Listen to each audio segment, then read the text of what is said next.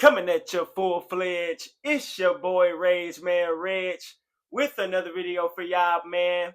Welcome, YouTube, in an instant classic with seeding implications still present. My Los Angeles Clippers have claimed the 5th seed in the Western Conference after a crazy 124 to 119 overtime road win yesterday evening. Now, I have to say this at the beginning of the video because it's fresh on my mind because I just had this conversation. While I personally believe the league should fluctuate in terms of employing the play-in tournament and the best 8 within conferences this year, especially because if you see the West 7 and 9 and 10 is like seven games behind the 7 and 8, but on the Eastern Conference 7 through 10 they 4 games behind each other. So, with that being said, if we get games like this at the end of the season, the play-in tournament should definitely be present. Both teams, the Warriors and the Clippers, came out with their heavy artillery going on respective runs to display their determination in this game. You got to remember, the winner of this game not only is the 5th seed in the conference, but they don't play for another 6 days. They don't play until Saturday. While superstar point guard Steph Curry couldn't seal the dub against us, I do believe they can claim the 7th spot against the Memphis Grizzlies tomorrow. Again, listen to this. In the first half, the Dubs went on a 13-1 run at a point in the contest, mainly due to the play of Jimmy Butler, because in the first half, Curry really wasn't doing that much scoring-wise. Coming into the fourth, though, Curry scored over 15 points, I believe, with summing up, he scored 15 points in the quarter, summing up to 30 points for number 30. The WWE Hall of Famer Draymond Green even had 14 points off 5 for 9 splits from the arc.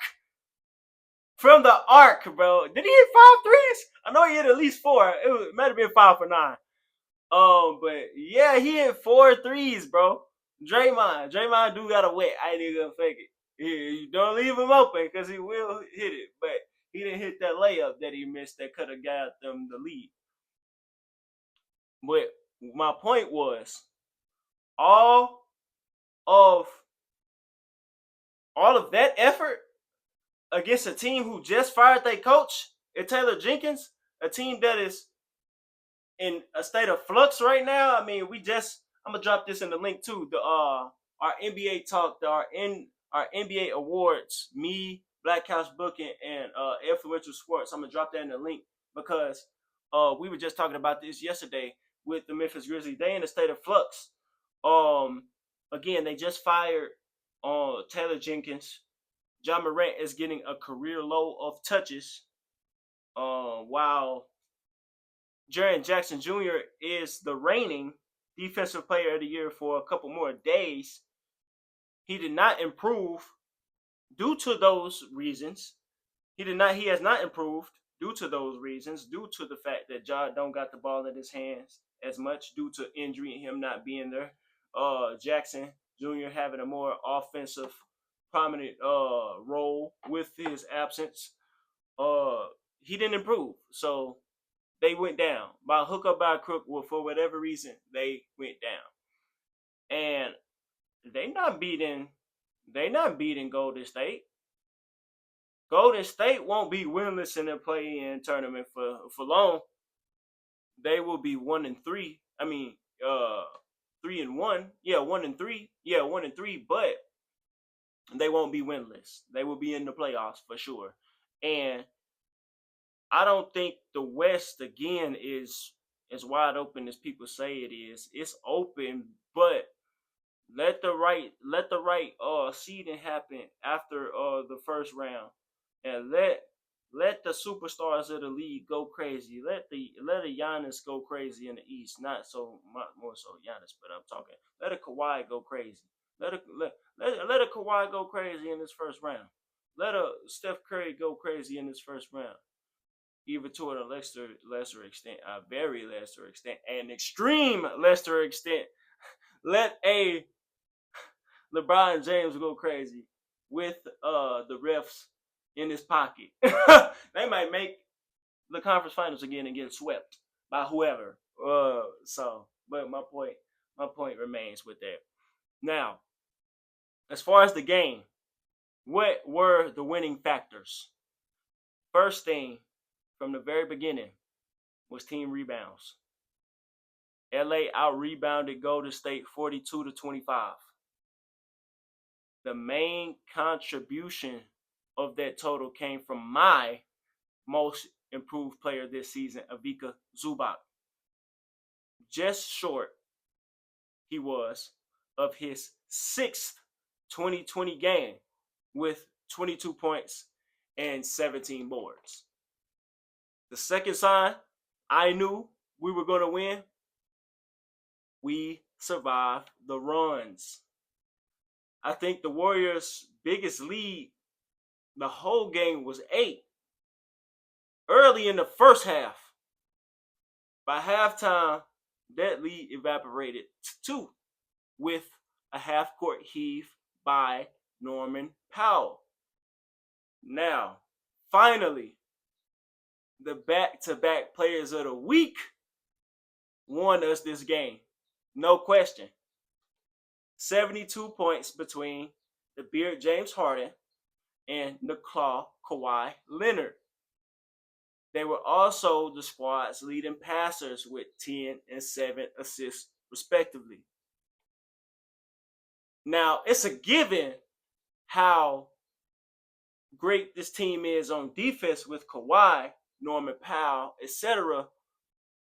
But it's everybody from Chris Dunn to Derrick Jones Jr. and Ben Simmons and James Harden. All of them. James Harden had 2 points and 2 blocks this game. Despite his high turnover rate, we got those possessions back. Look at the steal from Kawhi before overtime that could have won us the game. Super clutch. Look at the steal that iced us this game from Zubac. Long arms, he reached. He could have stepped out of bounds, and that could have been a turnover on our end, but he grabbed it from out of bounds. He grabbed the ball from out of bounds and secured the steal. Now, let's talk about the Clippers in totality. At the end of this season, we stand at 50-32. One less win than last season. This time, though, there's no Podcast P. There's no Russell Westbrook. And we had El Chapo for most of the year. And he kept the ship afloat until Kawhi got back. This right here, in my opinion, is proof that all the other stints with stars Harden had just wasn't right for bro. Leonard has the perfect personality to mesh with Harden. He's gonna lead by example. He's not gonna talk as if as if Harden not appear, or as if he above Harden like Chris Paul did, or as if Harden really wasn't competing, really wasn't at your neck like Kevin Durant probably did in Brooklyn, because Kevin Durant does give a very pretentious attitude on the court. I mean, I know other players can see this. I know other players can see this if I see it. And you add that dynamic, you oppose that dynamic to a team dynamic with no real head coach, and they are actively scapegoating one of their players who could have won Sixth Man of the Year as a result of the coach being fired and them not wanting to put the superstar who pretty much greenlit that decision on blast for that. So, with that being said, in my opinion, first round exit for the Denver Nuggets coming up. That's happening. Kawhi gonna get his revenge from 2020. That bull 3-1 comeback. That asterisk ass 3-1 comeback. Can you believe the Nuggets came back from 2 3-1 comebacks in the postseason in the bubble? That's the only time that's ever happened. Can't tell me there wasn't no asterisks on that season.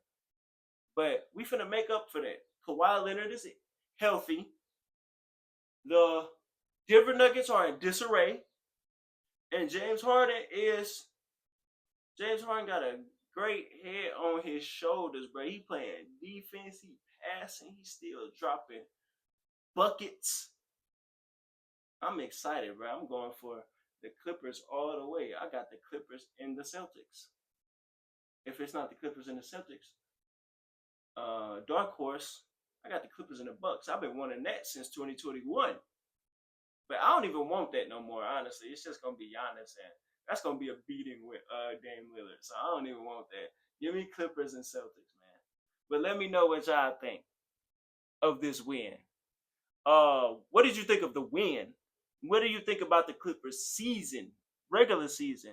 Was it better than last year's, considering all the aspects to both comparatively? What do you think? How far do you think they're gonna get in the playoffs? Like, albeit injuries, albeit injuries withstanding. How far y'all think we can get, man? Let me know. But first, hit that like button, comment at the beginning, middle, and end of the video. Share for us to see. Subscribe if you're new, and hit that notification bell so you can be notified every time I drop. Boy, this playoff's gonna be lit. And I'm out!